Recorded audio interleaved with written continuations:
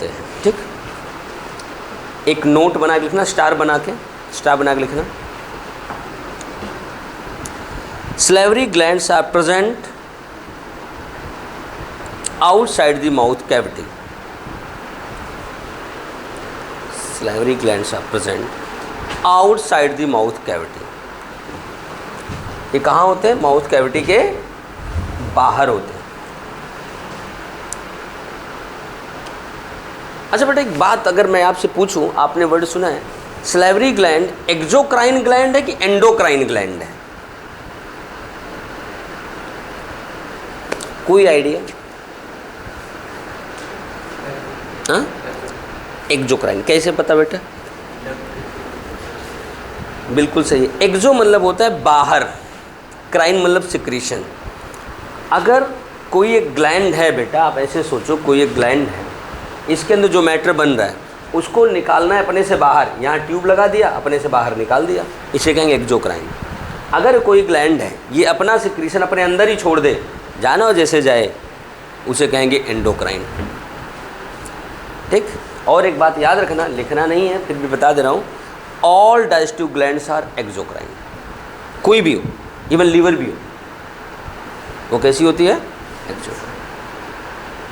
देखो, एक एक चीज़ रटोगे तो आप दुखी हो जाओगे, सीधा कंसेप्ट है। सारे होते हैं, कहीं भी आ गया डाइजेस्टिव वाला, भाई एक्सो, सही है ना? आउटसाइड द माउथ कैविटी लिख लिया। अब ऊपर आपने लिखा 3 पेयर होता है, एक एक पेयर की बात करते। इधर देखना बेटा, सबसे पहली ग्लैंड है बेटा पैरोटिड ग्लैंड। क्या है? Parotid gland. नाम तो सुना होगा इसका, नहीं सुना? Parotid gland. बेटा पैरोटिड ग्लैंड हमारी बॉडी की सबसे बड़ी सलाइवरी ग्लैंड है, और ये होती है यहाँ कान के पास, जॉ एंगल के पास, और यहाँ खुलती है। कभी देखना ऐसे सलाइवा यहाँ निकलता है। और ये पैरोटिड ग्लैंड वही है जो यहाँ है और यहाँ खुलती है। इसमें कभी कभी वायरल इन्फेक्शन हो जाता है, उस वायरस का नाम है पैरामिक्सोवायरस। क्या नाम है? पैरामिक्सोवायरस। उस वायरस के इन्फेक्शन की वजह से यहाँ स्वेलिंग आ जाती है। स्वेलिंग आने से फूल जाता है, लोग कहते हैं कनपेड़ हो गया। कनपेड़ कहते हैं ना, गलसुआ। कनपेड़ गाँव वाले इसलिए कहते हैं क्योंकि कान के पास है, कनपेड़, गलसुआ। मम्स कहते हैं इसे हम लोग बायोलॉजी में, क्या बोलते हैं? मम्स, MUMPS, मम्स कहते हैं। ये PMT में आपको सवाल पूछा जाता है, मम्स इज, आप बताओगे inflammatory disease in parotid gland due to paramyxovirus. लिखवाऊंगा बेटा, लिखना किसी को नहीं, पहले सुन लो। ठीक, पैरामिक्सोवायरस की वजह से यहाँ सूजन होता है। बेटा ये ग्लैंड सबसे बड़ी है, और बता दूँ इसकी जो डक्ट का नाम है, ट्यूब का नाम है बेटा, सलाइवरी ग्लैंड के ट्यूब के नाम पूछे जाते हैं कभी कभी, उसका नाम है स्टेंसन्स डक्ट। अभी लिखूंगा। आप लोगों ने सांप देखा है? मेरे हिसाब से सांप दुनिया का खूबसूरत प्राणी है। आपका मुंह इतना खुलता है, उसका इतना खुलता है, यहाँ तक फटा होता है ना। आपके ओठ यहाँ तक, उसके ओठ यहाँ तक है। आपकी पैरोटिड यहाँ है, लेकिन उसके ओठ यहाँ तक आ गए। ओठ के लिए मैंने वर्ड क्या बताया था? लेबिया। तो बेटा इस ग्लैंड का नाम वहाँ बदल के लेबियल ग्लैंड हो जाता है। क्या हो जाता है? Labial gland. और कमाल की बात है, जो आपका सवाल है आगे एनिमल किंगडम में बनता है, कि सांप में पैरोटिड ग्लैंड जो वही है मॉडिफिकेशन ऑफ पॉइजन ग्लैंड। मतलब parotid is modified into poison gland. जो सांप में पॉइजन होता है ना, वो पैरोटिड देता है, जो मुँह खोलता है। आपको पता है ना कि मोर देन 90% सांप जहरीले नहीं होते। पता है? ये बात कितना भी आपको पता रहे, लेकिन सांप आ जाए ना तो आप इस बात को भूल जाओगे और सबसे पहले चिल्लाना शुरू करोगे उसको। अगर गलती से बेचारा प्यार से दुलार के भी आपको ऐसे आपके पास आ जाए, थोड़ा सा टच वच कर ले, किस विस कर ले, तो आप डर के मारे मर जाओगे भाई। सबको पता है नॉन पॉइजनस हो सकता है, लेकिन डर के मारे इतना ज़्यादा हार्ट बीट बढ़ जाता है, ज़्यादा प्रेशर बढ़ जाता है लोगों का। सही है ना? तो सांप नाम ही बड़ा ख़तरनाक है कि नहीं? लेकिन कई कंट्री में कई लोग पालते हैं। चलो हम लोग देखते हैं। सांप पालना अच्छा लगता है? इंडिया में तो नहीं पाल सकते। पूछते हैं नागपंचमी को दूध पिलाते हैं, बट आपको बता दूं सांप दूध नहीं पीते। कमाल है हमारे यहाँ, जो इम्पॉसिबल है वही होता है। पहले लिखो पैरोटिड ग्लैंड। सांप सुन नहीं सकते, हमारे इंडिया में लोग बीन्स पे नचाते हैं उसको। लिखो पहला पैरोटिड ग्लैंड, लिखो वृंदा बेटा, लिखो parotid gland. It is largest salivary gland, largest salivary gland. हो गया।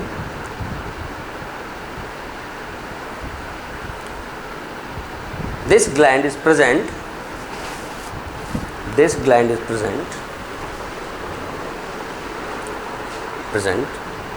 below ear close to jaw angle, below ear close to jaw angle, दोनों जबड़ों के जॉइंट पे JAW एंगल, जॉ एंगल। हो गया।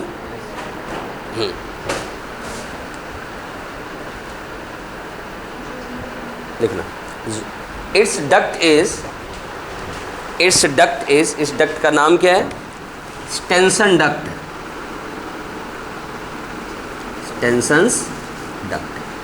स्टेंसन्स डक्ट। हो गया। स्टेंसन्स डक्ट का नाम, एक स्टार बना के लिखना बेटा।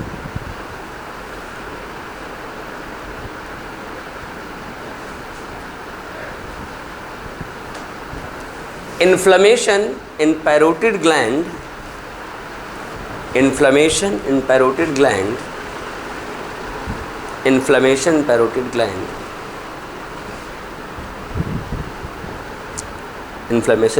gland is called as mumps, MUMPS। इसके लिए बेटा हमारे पास वैक्सीन है MMR, ठीक, लेकिन वो मल्टीपल है, 3 बीमारियां होती है MMR में, मम्स, मिजल, रुबेला, 3 का वैक्सीन होता है, ठीक। Mumps called as mumps. Its pathogen is paramyxovirus, उसी पॉइंट में its pathogen is पैरामिक्सोवायरस,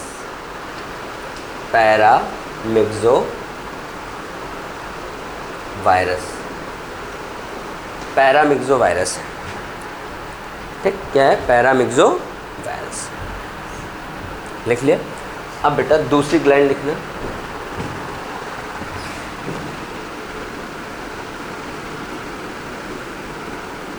sublingual gland, sublingual gland, sublingual, सब मतलब बेटा नीचे, लिंगुआ मतलब टंग, जीभ के नीचे। देखना यहाँ, अब देखना ऐसे लिख के बिठाते हैं ना, सबलिंगुअल। नहीं आता? लिखो it is smallest salivary gland, it is smallest salivary gland, smallest salivary gland, smallest salivary gland. लिख लिया बेटा। इसके डक्ट का नाम लिखना, इसके डक्ट का नाम है, लिखो it's duct is Rivinus duct, duct of Rivinus जिसे कहते हैं, रिविनस डक्ट या डक्ट ऑफ रिविनस कहते हैं, duct of Rivinus, duct of Rivinus, Rivinus duct को हम लोग डक्ट ऑफ रिविनस भी बोलते हैं। हो गया। This gland is present below the tongue, यह ग्लैंड कहाँ होती है? जीभ के नीचे होती है, below the tongue, below the. हो गया। अब बेटा तीसरी ग्लैंड लिखना आप,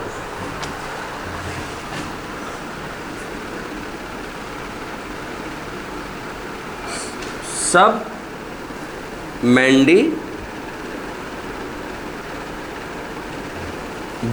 ग्लैंड, आपकी बुक में यही नाम लिखा जाता है, सब मैंडिबुलर ग्लैंड। इसकी साइज बीच वाली होती है बेटा, लेकिन इसके डक्ट का नाम लिखना, its duct, its duct is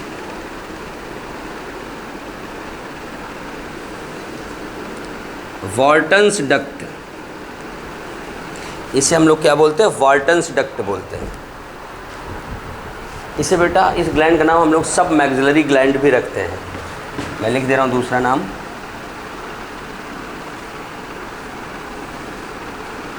but आपके बुक में केवल यही लिखा हुआ सब मैंडिबुलर।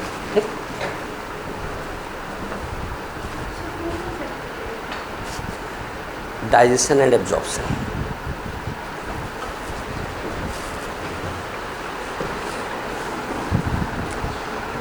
इसने वही काम कर दिया कि घर वाले इसको पार्टी में लेके गए, शादी वादी में।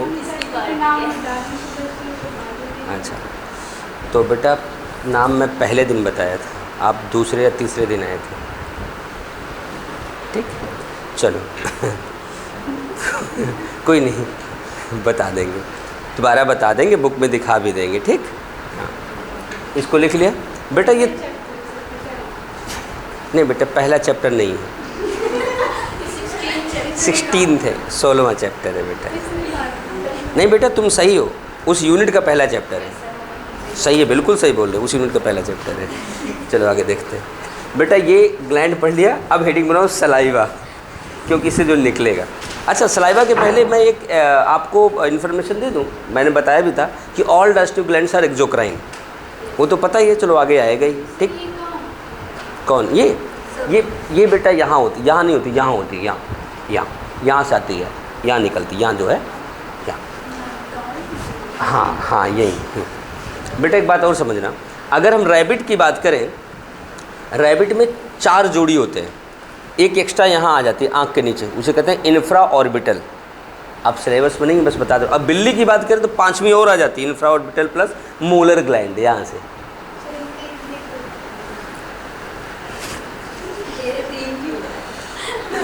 नहीं बेटा, ज़रूरत के अनुसार एवोल्यूशन में जैसे हमारी नीड बढ़ती गई वैसे चीज़ें मॉडिफाई होती चली गई।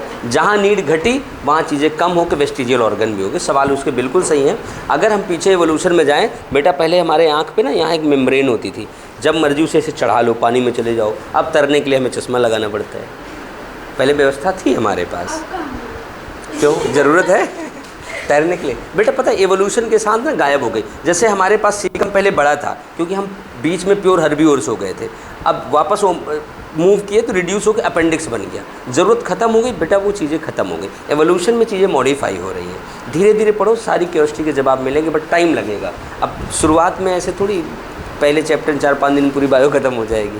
ठीक, हाँ, बट ये है कि बेटा अगर यहाँ पे वो करना हो, वो थोड़ा सा मेरे से नहीं होता ना, मैं टॉपिक ही पढ़ाता हूँ। ठीक, चलो आगे देखते हैं। अब बेटा हेडिंग बनाना सलाइवा। सलाइवा,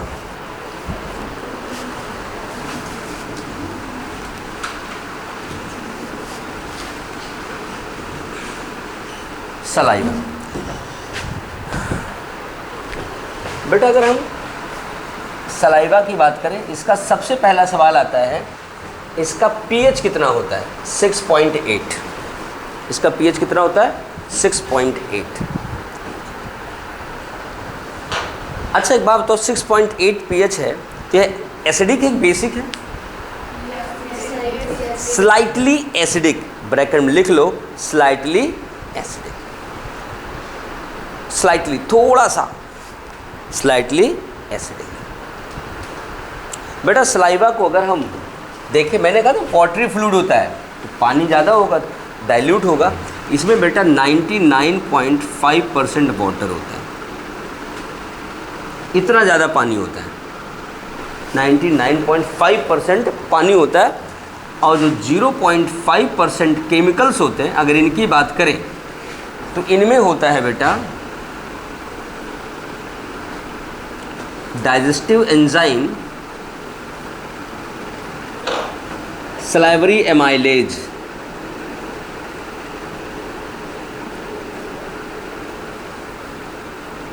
सलाइवरी एमाइलेज, और होता है बेटा एंटी बैक्टीरियल एंजाइम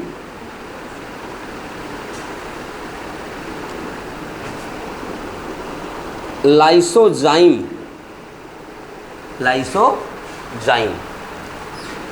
इसके अलावा होता है बेटा कुछ मिनरल्स जैसे chloride, HCO3, Na+, thiocyanate etcetera. लिख लो।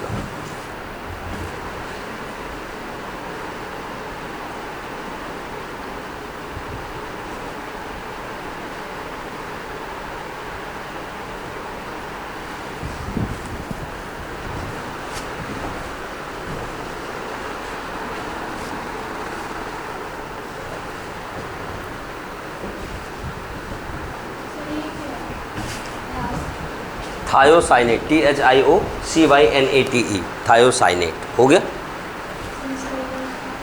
बेटा। सबका यूज़ है हमारी बॉडी में, हर एक चीज़ें लगभग यूज की हैं बेटा। ये क्लास अभी मैं आपकी लगभग 3-4 मिनट और लूँगा क्योंकि अब छोड़ने का टाइम हो रहा है। टॉपिक ख़त्म करके क्लास छोड़ता हूँ, ठीक। चलो ध्यान देना, इतना लिख लिया। अब ये करेंगे क्या बेटा, ध्यान देना। जैसे माउथ में आप माउथ कैविटी में भोजन लेंगे, चबाएंगे, तो ये जो लाइसोजाइम है सबसे पहले भोजन के साथ आए हुए बैक्टीरिया को मारना शुरू करेगा। ये पानी उसको गीला करके सॉफ्ट करना शुरू करेगा, जिससे भोजन कितना कड़ा हो धीरे धीरे सॉफ्ट हो जाए, ठीक बेटा। अब आपको बता दें आपके भोजन में क्या क्या होता है, पता है कुछ क्या क्या होता है आपके भोजन में? Carbohydrate, fat, protein. मैं यही बोलता हूँ, बुक में लिखा होता है कार्बोहाइड्रेट, प्रोटीन, फैट, मैं बोलता हूँ कार्बोहाइड्रेट, फैट, प्रोटीन। क्यों? क्योंकि हमारी बॉडी इसी सीक्वेंस में कंज्यूम करती है। पीएमटी का सवाल भी है, sequence of consumption of food in our body, carbohydrate, fat, protein. बेटा कार्बोहाइड्रेट जो हम खाते हैं, आगे आएगा, जो खाते हैं मेनली क्या खाते हैं? कार्बोहाइड्रेट के लिए रोटी खाते हैं, चाहे गेहूँ की हो, चाहे मक्के की हो, चाहे बाजरे की हो, कुछ भी हो, होता रोटी में स्टार्च है। आलू खाते हैं, वो भी स्टार्च है। राइस खाते हैं, वो भी स्टार्च है, ठीक। स्वीट कॉर्न खाते हैं, वो भी स्टार्च है। स्वीट पोटैटो खाते हैं, हाइपोमिया बटाटा, वो भी स्टार्च है। मतलब कुल मिला के कार्बोहाइड्रेट के लिए हम लोग क्या खाते हैं? स्टार्च। और स्टार्च जो हम लोग खाते हैं उसका डाइजेशन सबसे पहले शुरू हो जाता है कहाँ पे? माउथ कैविटी में, सलेवरी एमाइलेज के जरिए। और यहाँ देखना सिर्फ एक एंजाइम है, सलेवरी एमाइलेज। यहाँ प्रोटीन का कोई एंजाइम नहीं है, फैट का कोई एंजाइम नहीं है। अगर एग्जामिनर अंकल आपसे पूछ लें कि माउथ कैविटी में कौन सा भोजन डाइजेशन होता है किस भोजन का, तो आप कहोगे सिर्फ और सिर्फ कार्बोहाइड्रेट या स्टार्च। क्यों? क्योंकि इसी के लिए एंजाइम है, बाकी के लिए तो है ही नहीं। सही है ना? और पार्शियल डाइजेशन होगा, पूरा नहीं होगा। कुछ यहाँ होगा, बाकी अंदर जाके होगा। अंदर कहाँ होगा आगे पढ़ाएंगे, ठीक। इधर ध्यान, स्टमक में नहीं बेटा, स्टमक में नहीं। स्टमक में सिर्फ प्रोटीन डाइजेस्ट होता है, सिर्फ प्रोटीन, जैसे यहाँ सिर्फ स्टार्च का हो रहा है। इधर देखना बेटा, अब क्या है कि यहाँ जो आपके पास स्टार्च है, स्टार्च जो कार्बोहाइड्रेट, इस पे जो एंजाइम आएगा वो क्या आएगा? सलेवरी एमाइलेज, जिसे हम लोग कहते हैं टाइलिन। क्या बोलते हैं? टाइलिन। सलेवरी एमाइलेज स्टार्च पे काम करेगा। अब इसको तोड़ेगा माल्टोज प्लस आइसोमाल्टोज। कहीं कहीं कुछ लोग लिख देते हैं लिमिट डेक्स्ट्रिन, वैसे ना लिखे +1 लेवल पे तो चलता है, लेकिन कुछ बुक वाले लिख देते, मजबूरी हो जाती लिखना लिमिट डेक्स्ट्रिन। बेटा कभी कभी ना ये बड़ी चेन है, इसको हम लोग तोड़ते हैं, ज़रूरी नहीं है कि सारे ऑलिगोसैकेराइड बने, कभी कभी मोनोसैकेराइड टाइप के भी टूट जाते हैं, तो हम लिमिट डेक्स्ट्रिन बोल देते हैं, ठीक। ये चेन बन जाती है। बेटा एक बात और ध्यान देना, अब कमाल की बात है, ये जो सलेवरी एमाइलेज है आपके मुंह में है, और इसकी वजह से क्या हुआ? स्टार्च माल्टोज में बदल गया। माल्टोज मीठी शुगर है जिसमें 2 ग्लूकोज मॉलिक्यूल होते हैं। आपसे एक सवाल पूछा जाता था कि अगर हम रूखी सूखी रोटी चबाना शुरू करें थोड़े समय बाद मीठी होने लगती है, क्यों? क्योंकि उसका स्टार्च माल्टोज में बदल जाता है। अब बेटा इतनी मीठी चीज़ है, अगर ये मीठी चीज़ दांत में फंसी रह गई तो बैक्टीरिया इसको फर्मेंटाइज करके, शुगर है ना, कैविटी बनाएंगे। लेकिन आपने देखा है इतना ब्रश करने के बावजूद भी आपको कैविटी बन जाता है, लेकिन आपके जो गाय भैंस है कभी ब्रश नहीं करते, दांत बड़ा स्वस्थ रहता है। क्यों? क्योंकि उनमें सलेवरी एमाइलेज होता ही नहीं है। लॉजिक ये है। अगर सिलेवरी माइलेज होता तो माल्टोज बनता तो प्रॉब्लम आती। ये पूरा टेबल एक बार कॉपी करो, फिर मैं लिखाता हूँ। वृंदा पूरा कॉपी करो बेटा एक बार।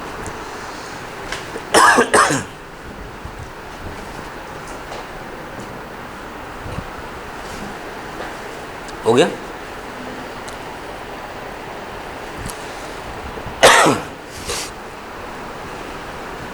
लिख लिया सबने?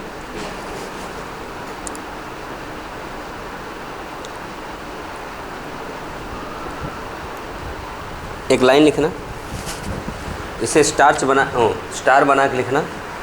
मैंने कह दिया स्टार बना के लिखना, स्टार बना के लिखना। देखो ये सवाल दो तरह से पूछे जाते हैं, या digested food in mouth cavity या food mixed in with saliva is called as. बेटा दोनों का आंसर सेम है, बोलस। सेम है, लिखना। Food mixed with saliva is called as bolus, called as bolus, called as bolus। अब सुनो examiner का नया सवाल, हम लोग यहाँ तक पढ़ा के छोड़ दे। एग्जामिनर ने कहा what is composition of bolus, तो आप क्या लिखोगे, क्या बताओगे answer? Partially digested carbohydrate, undigested fat, undigested protein. क्योंकि डाइजेशन सिर्फ और सिर्फ किसका हुआ है? स्टार्च का, वो भी पार्शियली 30 से 35%। समझ गए? तो ऐसे भी सवाल बनते हैं, जहां आपने सवाल टॉपिक खत्म किया वहीं सवाल आ गया, आपको लो पढ़ा ही नहीं। समझ गए ना? दिमाग यूज करना है बेटा, क्योंकि माउथ से आगे जो भोजन जाएगा, माउथ कैविटी के आगे, उसमें सिर्फ कार्बोहाइड्रेट पचा हुआ है, बाकी तो अनडाइजेस्टेड है। हो गया? चलो अब बेटा 2-3 स्टार पॉइंट है, फंक्शन ऑफ सलाइवा है, ये हम लोग लिखें अगली क्लास में। ठीक है बेटा, ओके।